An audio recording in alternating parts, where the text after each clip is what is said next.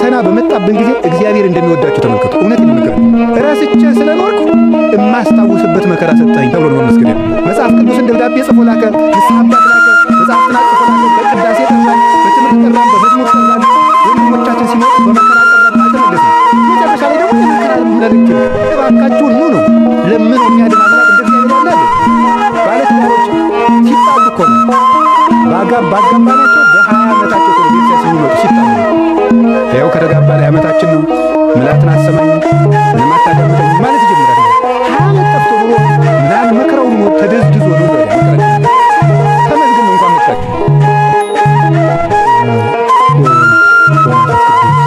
አሐዱ አምላክ ቅድመ ዓለም የነበረ ይህንን ዓለም በካህሊነቱ የፈጠረ ዓለምን በቸርነቱ የሚመግብ ሥጋችንን ለብሶ ያዳነን ፈጣሪያችን መድኃኒታችን ኢየሱስ ክርስቶስ ስላደረገልን ስለ ቸርነት ሥራ ሁሉ ከባሕሪ አባቱ ከአብ ከባሕሪ ሕይወቱ ከመንፈስ ቅዱስ ጋር አንድ ለምትሆን መንግሥቱ ክብር ምስጋና ይድረሰው። የእናታችን የቅድስት ድንግል ማርያም የቅዱሳን መላእክት የቅዱሳን ሐዋርያት የቅዱሳን ነቢያት የቅዱሳን ሰማዕታት ጻድቃን ረድኤታቸው በረከታቸው ከእኛ ጋር ይሁን። ፈቃድ ዛሬ የምንማማርበት ትምህርታችን እግዚአብሔር ሰይጣንን እንዲፈትነን ለምን ይፈቅድለታል? እንግዲህ መቼም ትምህርት ስንማር አንዳንድ ጥያቄ መመለስ ነው ዓላማ። ሰይጣን የሚፈጥርብንን ዓላማ መመለስ ነው።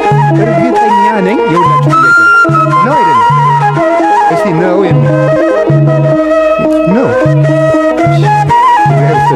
የሁላችሁም ጥያቄ ነው። ካልሆነ እንለፈው ርስ የሁላችሁም ጥያቄ ነው። እሺ ብዙ ሰው የማያምኑ ሰዎችን መልካም ከሆነ ለምንድን ነው እንደዚህ ያለ ችግር ሲደርስብን ዝም የሚለን? ለምን ዝም ይላል እግዚአብሔር የሚል ነገር አለ። መጽሐፍ ቅዱስንም ስናነብ የሚጋጭ የሚመስል ነገር ብዙ ነገር ታገኛለን። የመጀመሪያው እግዚአብሔር ባህሪው መልካም ነው። ባህሪው መልካም ነው። በእሱ ዘንድ ክፉ የለም። አልወ ጽልመት ውስተ መክፈልታቲሁ በእግዚአብሔር በባህሪው ኃጢአት የለበትም፣ ነውር ነቀፋ የለበትም። እስመ ንጹሕ አጠባያቲሁ ለእግዚአብሔር የእግዚአብሔር ባህሪ ሁሉ ፍጹም ንጹሕ ነው። እግዚአብሔር ባህሪው ንጹሕ ነው። ፈቃዱ ደግሞ መልካም ነው። ኄር እግዚአብሔር ለእለ ይትዔገሥዎ ወያድኅኖሙ በጊዜ ምንዳቤሆሙ እግዚአብሔር ለሚታገሱት ሁሉ እግዚአብሔር መልካም ነው፣ በመከራ ቀንም መሸሸጊያ ነው ይላል ትንቢተ ናሆም ምዕራፍ 1 ቁጥር 7 ነው። እግዚአብሔር መልካም ነው፣ በመከራ ቀንም መሸሸጊያ ነው። እግዚአብሔር መልካም ነው፣ በመከራ ቀንም መሸሸጊያ ነው። ወምስካኢነ ውእቱ አምላኩ ለያዕቆብ የያዕቆብ አምላክ መጠጊያችን ነው። ወበእንተዝ ኢንፈር ለማድለቅለቀት ምድር ወለመኒ ፈለሱ አድባር ውስተ ልበ ባሕር ስለዚህ ተራሮች ተነስተው ወደ ባህር ልብ እንኳን ተነስተው ቢገቡ ወይም ቢነቀሉ አንደነግጥም፣ የያዕቆብ አምላክ መጠጊያችን ነውና። ይሄ እግዚአብሔር መልካም እንደሆነ ነው የሚያሳየው። እግዚአብሔር ያበረዲተ ምንትኑ ያፈራህን እግዚአብሔር ብርሃኔና መድኃኒቴ ነው፣ የሚያስፈራኝ ምንም የለም። እግዚአብሔር ምእመና ለሕይወቴ ነው። እግዚአብሔር የሕይወቴ መታመኛዋ ነው። ምንም የምፈራው ነገር የለም።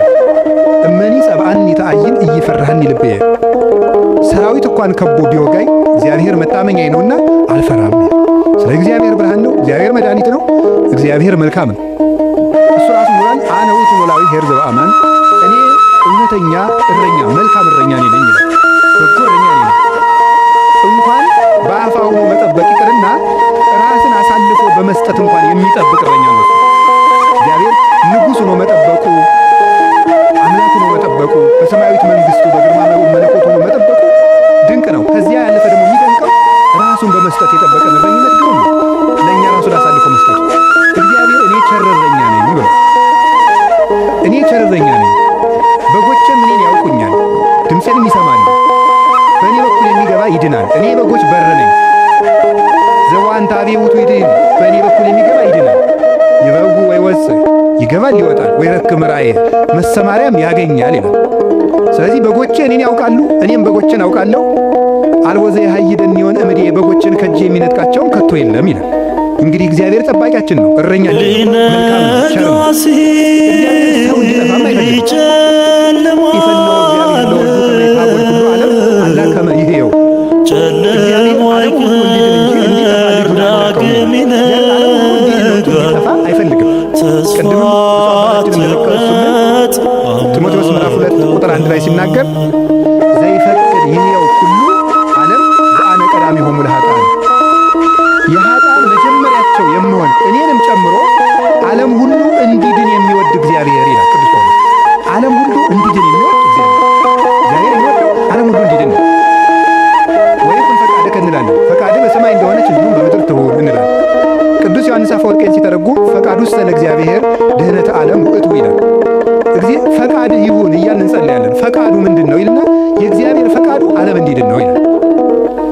ሰዎችን ሁሉ ይወዳል። ለፍጥረት ሁሉ ይራራል እግዚአብሔር። ፍጥረትም እግዚአብሔር እንኳን እሱ ይቅርና ቅዱሳን ቸሮች ናቸው። የቅዱሳን ቸርነት ከሰው አንሶ እስመ ነፍሰ ጻድቅ ይትራራ ላይ ለነፍስ እንስሳው። የጻድቅ ሰው ነፍስ ለእንስሳ እንኳን ይራራል ይላል። ጻድቅ ለእንስሳ እንኳን የሚያዝን ነው። እግዚአብሔርን ተውት።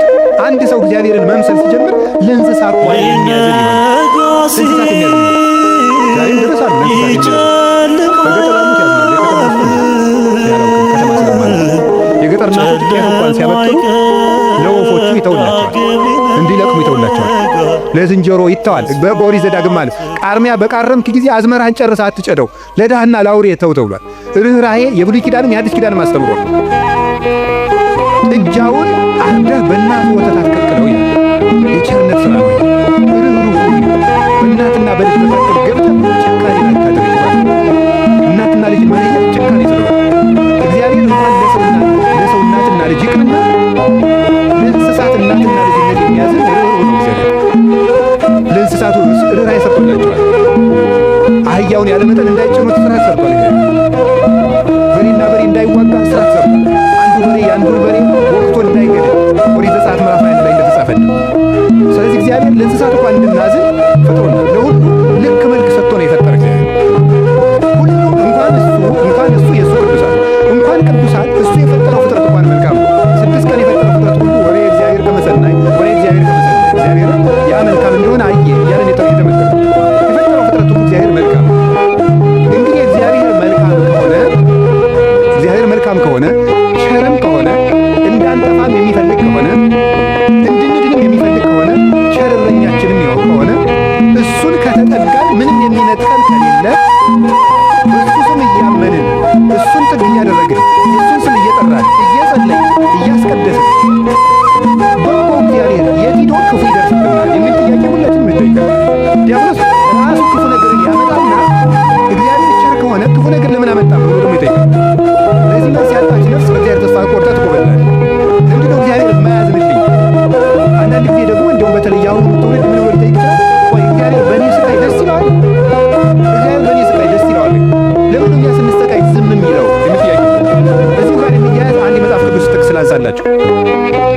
አነ ውእቱ እግዚአብሔር ዘፈጠርኩ ብርሃነ ወገበርኩ ጽልመተ። ብርሃንን የፈጠርኩ እኔ ነኝ፣ ጨለማንም የሰራሁ እኔ ነኝ። አመጽ ሰላም እፈጥር ሰላም ወእገብር ይችላል። ሰላምንም አመጣለሁ ክፋትንም እፈጥራለሁ። አነ እግዚአብሔር ፈጠርኩ ዘንድ ተኩሎ እኔ እግዚአብሔር ሁሉንም ይህንን ፈጠርኩ ይላል ትንቢተ ኢሳይያስ ምዕራፍ 45 ቁጥር 6 ላይ እኔ እግዚአብሔር ሰላምን አመጣለሁ ክፋትን እፈጥራለሁ፣ ብርሃንን እፈጥራለሁ ጨለማን እፈጥራለሁ ይላል። እዚያ ላይ እግዚአብሔር መልካም ነው አለ። አሁን ደግሞ እዚህ ላይ እኔ እግዚአብሔር ክፋትን እፈጥራለሁ ይላል። እግዚአብሔር ክፋትን ይፈጥራል? ምን ትላላችሁ? እፈጥራለሁ ያለ እኮ ራሱ እግዚአብሔር ራሱ እኔ ክፋትን እፈጥራለሁ። እንዲህ እኮ መጽሐፍ ቅዱስ ላይ የተጠቀሰው እግዚአብሔር እንደዚህ ብሏል። እግዚአብሔር ክፋትን እፈጥራለሁ ብሏል። ምን ትላላችሁ? እኔ ክፋትን እፈጥር አምላክ ነኝ። እኔ ሰላምን ማመጣለሁ ጦርነትን ማመጣው እኔ ነኝ። ከዛ በእንዲህ ሶስት ደግሞ ምን ይላል? መልእክተ ያዕቆብ ምዕራፍ 1 ቁጥር 3 ላይ ኢያሜክር እግዚአብሔር በእኩል እግዚአብሔር በክፉ ማንንም አይፈትንም። እንዴት ያለ ነገር! እግዚአብሔር በክፉ ማንንም አይፈትንም። ኢሳይያስ ላይ ደግሞ እኔ እግዚአብሔር ክፋትን እፈጥራለሁ። አልተጋጨም? ተጋጭቷል። አልተጋጨም። አንስታሴዎስ የሚባል ሊቅ ብሎ ይናገራል። መጽሐፍ ቅዱስ ተጣልቶ አያውቅም። መጽሐፍ ቅዱስ የተጣላ መስሎ የሚታየን እኛ ከመጽሐፍ ቅዱስ ጋር ስለተጣላን ነው። አንተ ከመጽሐፍ ጋር ስትታረቅ መጽሐፍ ተጣልተው አያውቁም ብሎ ይናገራል። ስለዚህ እግዚአብሔር መልካም ነው። እስቲ እግዚአብሔር መልካም ነው በሉ። እግዚአብሔር ቸር ነው በሉ። ሰው ሁሉ እንዲድን ይፈልጋል፣ ይረዳናል። ልብ በሉ። እንዲያውም ወይ ፈቅር ምክንያት ለድኅ እግዚአብሔር ሰውን ለማዳን ምክንያት ይፈልጋል። ሰውን ምክንያት ፈልጎ የሚያድን እንጂ ወይስ በገሌ በምን ልፍረድ አይደለም። የሚያድን ነገር ከዚህ ሰውዬ ምን ላገኝ እንዲሁ ምን አይቼ ልማለው ነው የሚለው እንጂ እግዚአብሔር እንዲሁ በገሌ በምን ልፍረድ ይችንም ለመዝግብ አይደለም። ኃጢአትን ብትቆጣጠር በፊት ማን ይቆማል? ያለ ዳዊት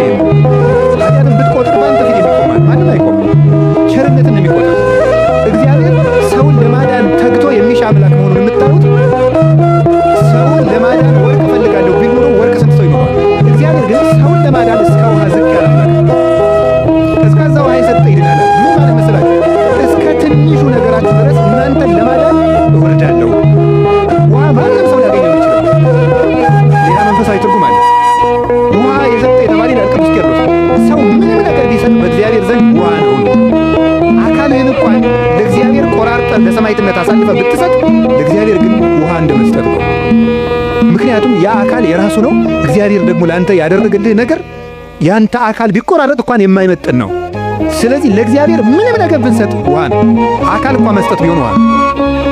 እንደዚህ ከሆነ እግዚአብሔር እንደዚህ ያለ መልካም አምላክ እንዲህ ያለ መልካም አባት ከሆነ ለእኛ የሞት አምላክ አኮ በመላኩ አኮ በተንባል መልአክ ልኮ አማላጅ ልኮ ሳይታረቀን ራሱ መጥቶ ከታረቀን እስከዚህ ድረስ ሰው የሚወድ አምላክ ከሆነ ለምንድነው እግዚአብሔር ክፉ የሚያመጣብን የሚል ጥያቄ ይኖራል።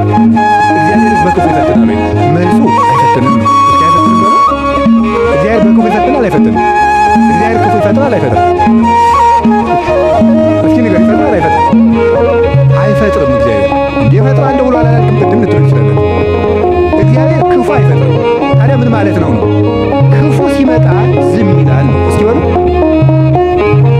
ንገሩ እንጂ ክፉ ሲመጣ እስኪ ለምሳሌ እንዲህ የሚል ነገር አለ። ሮሜ ምዕራፍ 13 ቁጥር 1 ላይ እስመ ይትሰየም መኮንን ዘይመነ ዘማበ እግዚአብሔር ይላል። ያለ እግዚአብሔር ፈቃድ ባለስልጣን አይሾምም ይላል። በደንብ ያለ እግዚአብሔር ፈቃድ ምን አይሾምም? እና እንግዲህ ሁሉም ባለስልጣን እግዚአብሔር የፈለገን ይሾሙ ነው? አዎ አይደለም? ሁሉም ባለስልጣን ማለት ነው። እንደው የዛሬዎችን መገምገም ከፈራችሁ የድሮዎችን ገምገም፣ ችግር የለም። እውነት ነው ማለት ነው። ቢያንስ የድሮዎቹ መጥተው ምንም አያደርጉልም ማለት ነው። ስለዚህ የድሮዎቹን መገምገም ትችላላችሁ። እና እንደው ሁሉንም እግዚአብሔር የወደደ የተሾሙ ናቸው። ምን ይመስላችኋል? እግዚአብሔር ክፉ ነገር ሲመጣ ይፈቅዳል። እስቲ ይፈቅዳል በሉ። ይፈቅዳል የሚለው ነገር ፈቃድ እግዚአብሔር የሚባለው ሁለት ትርጉም አለ። ፈቃድ እግዚአብሔር የሚባለው አንደኛው ውዴታ ነው። ሁለተኛው ደግሞ ይሁን ማለት ነው። የእንግሊዝኛ ቃላትን ለመጠቀም ይቅርታ አድርጉልኝ፣ ልጠቀም ነው ገና ስለ ቅርብ ለማድረግ ለእናንተ እንዲመቸኝ ነው። የመጀመሪያው ምን ይባላል? ፐርሚሽን ይባላል። እስቲ ፐርሚሽን በሉ እንጂ። ሁለተኛው ዊል ይባላል። እስቲ ዊል በሉ። እሺ ፐርሚሽን ማለት ምን ማለት ነው? እናንተ ኃጢአት ስትሰሩ እኔም ስሰራ እግዚአብሔር ይፈቅድልናል። ምን ማለት ነው? ይፈቅድልናል ማለት እግዚአብሔር እኔ ኃጢአት ስሰራ ደስ ይለዋል ማለት ነው። ይሄ ምን የሚባለው? ፐርሚሽን ይባላል። ስራ ከጠቀመ ስራ፣ ኃጢአት አይጠቅምም ብዬ ነግሬሃለሁ።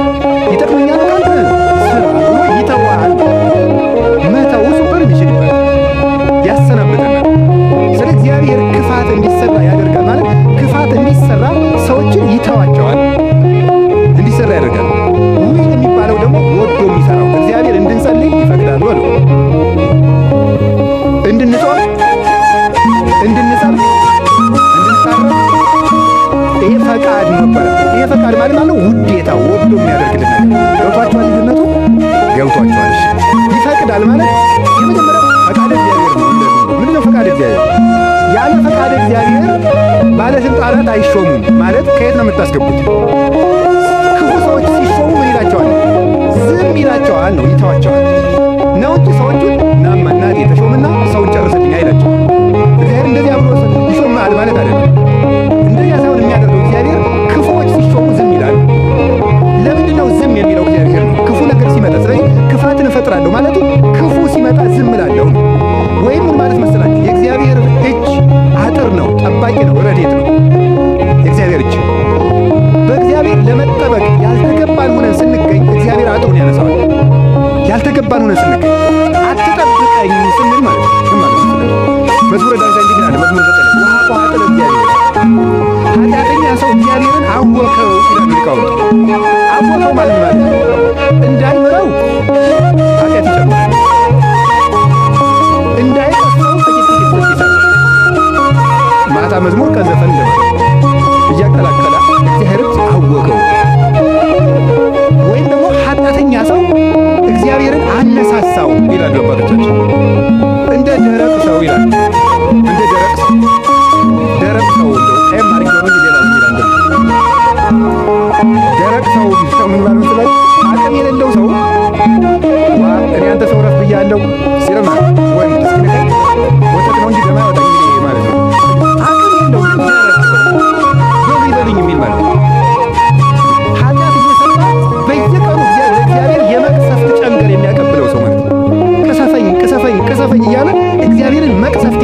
ታስታውሰዋለህ ነው።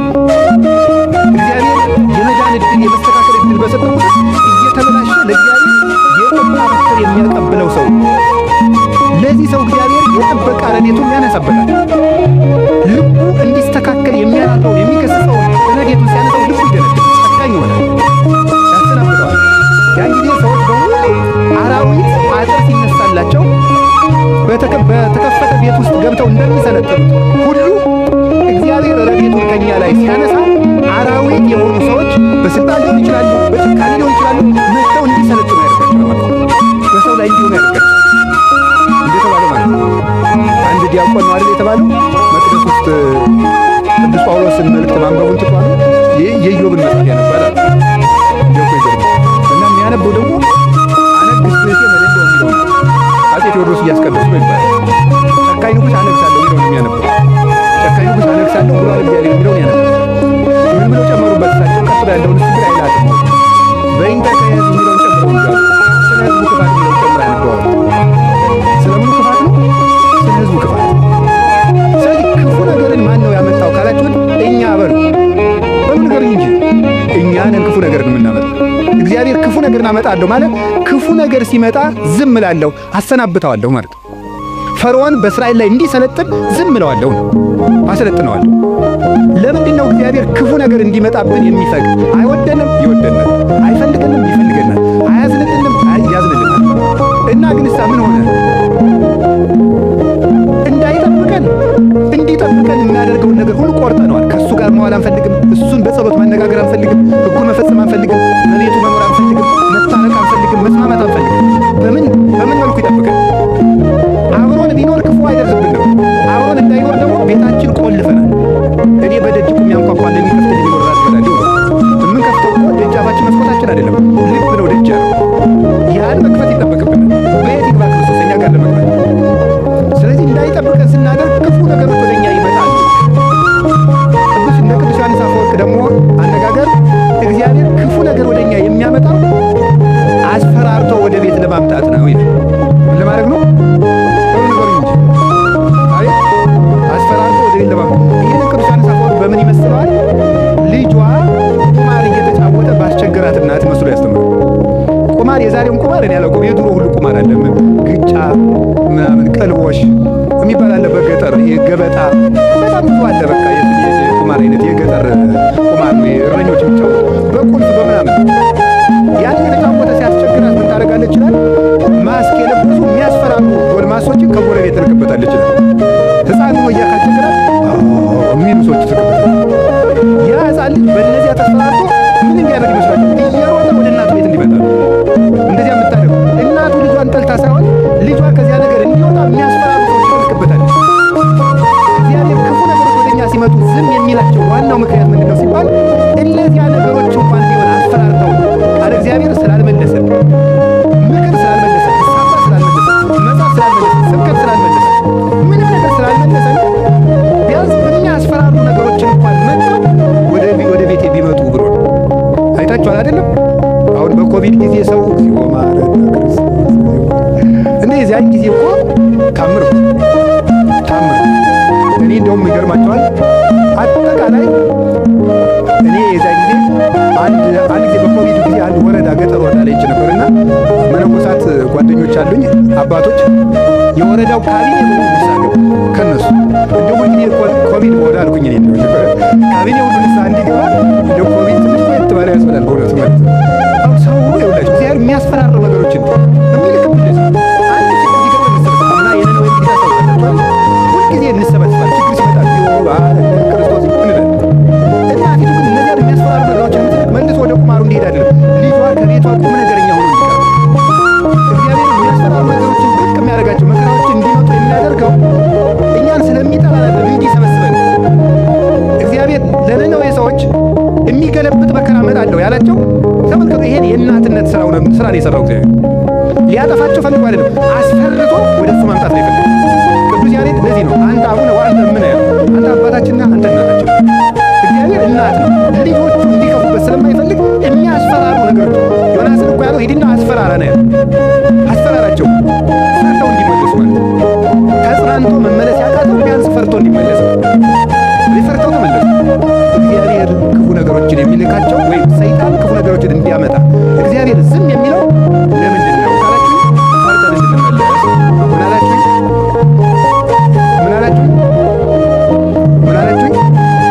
አንዳንድ ጊዜ ሕፃን ሆነን ስናስቸግር ትዝ ይላችኋል። ለከተማ ሰው ምሳሌ ቅርብ አይደለም። አንተ ነዚያ ምድጃ እኛ አስተውለን እንዳትሉ እኛው ምድጃ ሲነድ እሳት ማማ እያለን እናስቸግር እሳት ነው ምንለ ከዚያ መጨረሻ ላይ እምቢ ካል እያሉ ያስፈራል። እምቢ ካል አይን ተመሰሎ ተርኮስ ያደርጉናል። ግን ቀን እሳት የሚባል አንቀምሳትም ከዚያ በኋላ ማለት ነው። እግዚአብሔር እንደዚህ ያለ እፉ ይለናል። እናታችን አባታችን ስለሆነ መመለስታትን አንዳንድ ጊዜ ተርኮስ ያደርጉናል። ግን ቀን እንዳይደግመን ማለት ነው። እና እግዚአብሔር ስለሚጠላን እንዳይመስላል። ምን እውነት ይልቀው እንዴት አርጎ እንደሚወድ ተመልከቱ። አሁን እናት ልጇን በእሳት መተርኮስ ፈልጋ ነው አይደለም።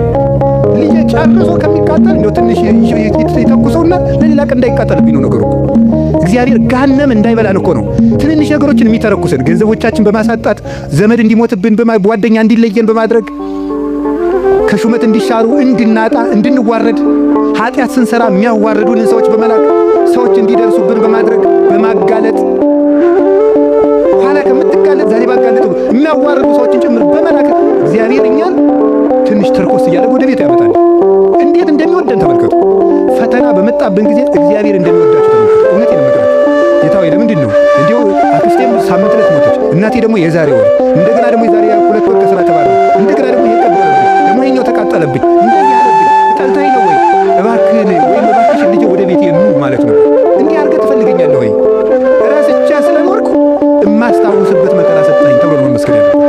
አንተን የሚያስታውስህ የመጥሪያ ደብዳቤ ላክልኝ ነው።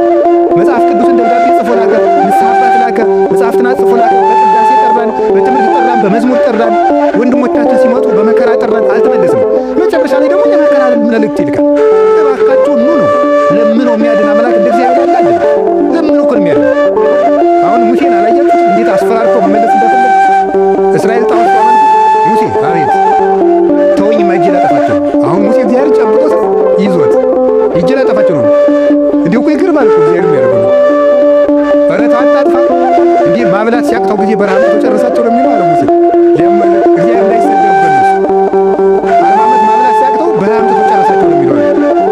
እንዲሁም እነሱን አታጥፋ አባቶቻችን ሲተረጉሙ አሁን እግዚአብሔር ሊያጠፋቸው ወዶ አይደለም ሙሴ እንዲሰራቸው እንዲቀጣቸው ብለው ነው እንጂ ይላል። እንግዲያስ ሂድና ቅጣ አለው። ሰርቶ ቀጥቶ እስራኤልን ወደ ራሱ ሰበሰባቸው። በማስፈራራት እንድንመለስ እግዚአብሔር ክፉ ነገር እንዲመጣ ያደርጋል። ከቃሉ ጋር ናቸው። ከቃሉ ጋር ናቸው። እግዚአብሔር ከሁላችን ጋር ይሁን። ስንት ሰው ነው እግዚአብሔር በሚያውቀው እንዴ ተነግሮ እኔ እንዲያውም ሰውየው መዚህ ስለሌለ ተመስገኑ ልናገር ተነግሮ ይህንም አይሰማውም። ችግር የለም። ተነግሮ አልሰማ ያለ ሰውዬ የሳምባ ቲቪ ገብገብ ሲያደርገው የቆረበ ሰውን ያውቃል። ተመስገን ነው። እንኳን ቲቪ መጣል እውነቴን ነው። ስንት ሰው ነው ስንት አመፀኛ ነው ጸሎት እንደምን ሰነበታችሁ አባ ነው ሰላም ነው ፊስ ነው የሚለው ጸሎት እግዚአብሔር ይመስገን የሚለው እንዲሁ እግዚአብሔር ማን ይተርኩሰን እንጂ እውነቴን እኮ ነው የምነግራችሁ። እግዚአብሔር ማን ይተርኩሰን። ምድር ጠቧችሁ እኮ የምትራመዱት ጸበል ስትል ኩምሽሽ በቃ እንዲሁ ለተቸገረ እንድናዝን አለማመዳችን እንኳን ልክ እንዲኖረው ንግግራችን መጠን እንዲያበጅ እግዚአብሔር ማን ይተርኩሰን እንጂ ተነግረን ሰምተናል እንጂ እውነቴን ነው። ስንቶቻችሁ ሲያው እዚህ ውስጥ ራሱ ብቆሰቆስ እዚህ ከተሰበሰበው ውስጥ እግዚአብሔር በሚያውቀው እግዚአብሔር ነቅሶ ቢያወጣ ሲቸግራችሁ ወደ ቤተክርስቲያን የመጣችሁ ስንቶቻችሁ ናቸው? ወይ ባለ ትዳሮች ሲጣሉ እኮ ነው ባጋባናቸው በ20 ዓመታቸው እኮ ነው ቤተክርስቲያን የሚመጡ ሲጣሉ። ይኸው ከተጋባ ላይ ዓመታችን ነው። ምላትን አትሰማኝም፣ ምንም አታዳምጠኝም ማለት ይጀምራል። ጠፍጥሮ ምናምን መከራውን ተደዝድዞ